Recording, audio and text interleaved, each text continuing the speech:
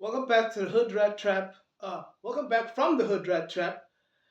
I'm going to talk today, right now, about the three main role players in the economy. I learned this from high school, actually.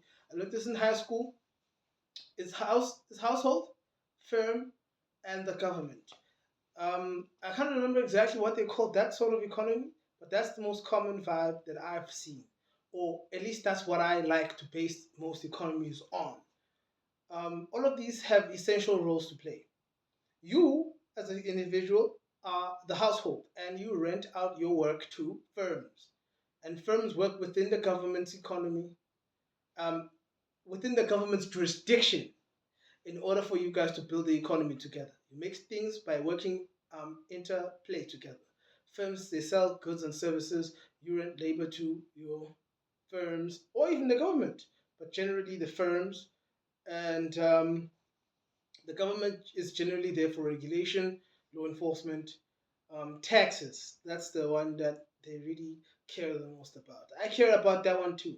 Taxes is really what the government does to all of y'all. They take the money, and that's not bad because when you're unemployed, there's social services and grant for children, people with disabilities.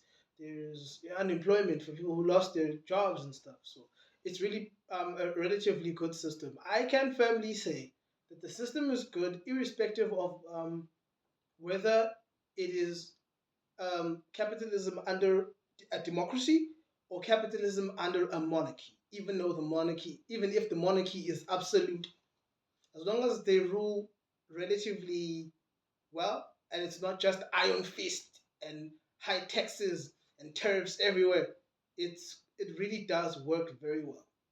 So that's really what I like about that piece.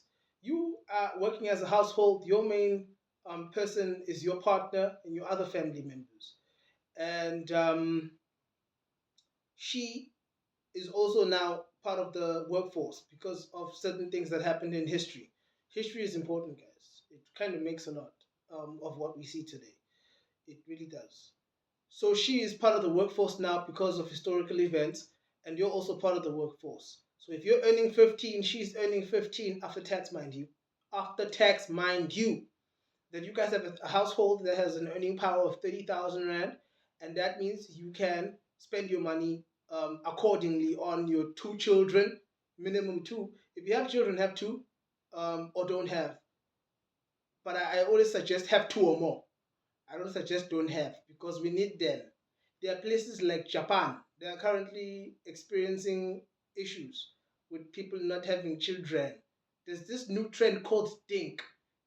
It's stupid. I really don't like this dual income households with no children. I don't like it. But there are also there's reasons behind it. Even though I don't like it, that doesn't mean that I'm the guy to change it all. And I'm just giving you, if you're listening to my advice that is not financial advice, but is a general conversation about finance, you will then be able to understand that personally, I'm of the view that children are very important.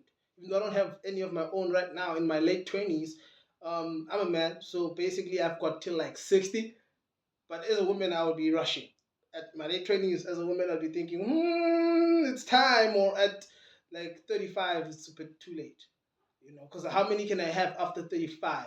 I'm about to be parent soon, but that's not the point of what we're talking about. We're talking about economies here and how the household is you and your spouse, and how the government taxes you, and it's SARS. Our revenue service is called the South African Revenue Service. SARS. You pay them a portion of your income. And there's also another guy who is the firm. The firm is the guy who usually pays you your money. The firm makes more because the firm generally makes more money than individuals who work for a firm because it's a collective group that is going to give it a collective output. Hence, money, meaning entry barrier, makes more sense in firms than it does in household. If you, as you and your spouse, put 3 million into educating yourselves, well, the jobs you can get are going to pay you out a lot, but it's not going to be the same as if 3 million was put into a machine. You know what I mean?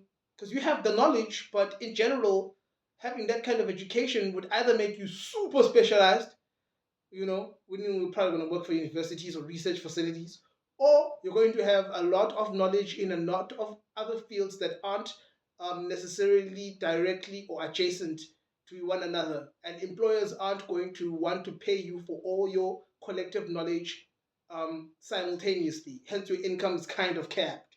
Does that make sense?